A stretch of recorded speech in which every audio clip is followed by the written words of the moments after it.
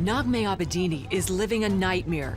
Last July, her husband, American pastor Saeed Abedini, was in Iran to help establish an orphanage when he was arrested by Iranian authorities. Then, in January, he was sentenced to 8 years in Iran's infamous Evin prison. His crime? Preaching the gospel.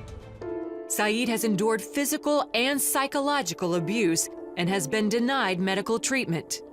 Naghmeh says at times, the strain over the past 12 months has seemed unbearable for her and her 2 young children. The American Center for Law and Justice has been fighting for Saeed's freedom. Naghmeh believes that through prayer, it will be God, not the government, who will free her husband. Tell us the latest on your husband. Has anybody seen him, and how is he holding up?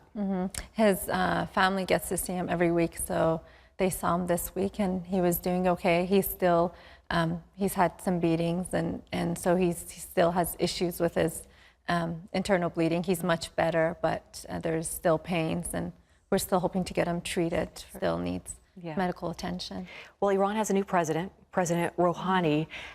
Is this good news at all for your husband, or will it factor in at all? You know, he at the same day he was elected, there was a Christian sentence to a few years in prison. Above Rouhani is the supreme leader, Khamenei, who really controls everything. And his mindset, his policy towards Christianity has always been the same, that they see it as a national threat, security to their national threat to their national security. And I don't see much of a change. I hope they try to bring more freedom for the Christians and release Saeed, but right now, you don't think it'll make much of a difference? I don't think it's going to make much of a difference. Naghmeh, you were born in Iran to Muslim parents, grew up Muslim. How did you become a Christian? God's grace. I was always seeking him. I grew up when I was very young in Iran, and there was a war, and there was bombs, and people were dying around me. There was a war with Iran and Iraq, and I always, that made me think about who is God, where is he? And I tried to find him through Islam, and at the young age, 8 or 9. And when I came to the States, my brother had a vision of Christ, and he said, I'm the way, the truth, and the life.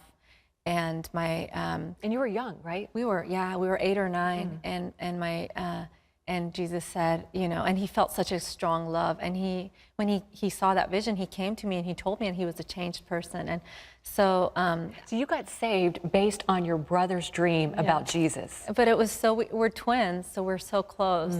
So I just saw he was so shaken, and so I accepted Christ at that age. Talk about childlike faith. Yeah, and it's been, you know, it's been an amazing journey.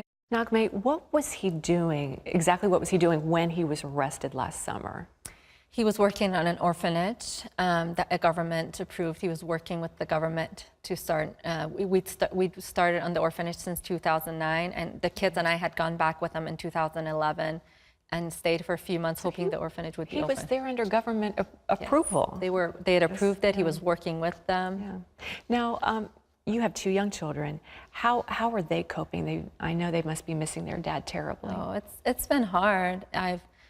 Recently I shared a video on my Facebook that shows Jacob crying, saying, Jesus, I love you, bring daddy home. And he's just in tears, and they sent out balloons and messages to Jesus saying, bring him home. And you know, like childlike faith, they prayed, and then they wake up, and sometimes they wake up, they had a dream, and they look around, and they say, is daddy home yet? And I say, no, we just gotta wait. I try to speak to them from the Bible about patience.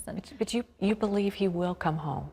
I do. You know, I've had to, like Shadrach, Meshach, and Abednego, I've had to say, I believe God's gonna deliver, but even if he doesn't, he's still a good God. And I've had to really lay it at the altar. I've learned to not control situations or push God for a certain outcome, and just to let go and say, God, you know, you are a good God. You've been so gracious and kind to us during this time. And whatever the outcome, I do hope he's going to come home, but whatever the outcome, God's still God. And you have been so strong for your kids, but you've just been strong in general. You've been on every TV show. You've been in front of Congress. You've been to the UN, working tirelessly to educate people and to let them know what's happening to your husband.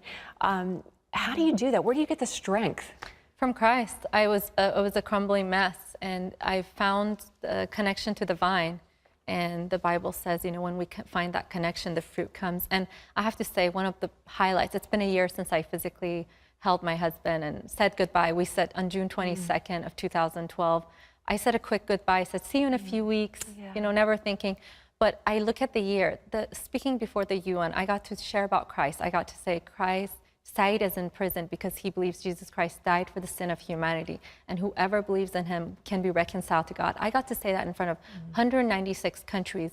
And as I was speaking, had earpieces, and it was being translated in their language, and they got to hear. I know the Lord has given me strength to fight for my husband, but also He's given me a platform to share His gospel where the UN might have never had this straightforward message about the gospel, and you know, they were talking about peace and bringing world peace, and I got to share that this is the only way. And the end of the message, I said, and this is the God of peace you're all looking for. And so it's been amazing to the platform God has given me to fight for my husband, but also really to share the gospel, which is what this world needs. Our world is getting darker and darker.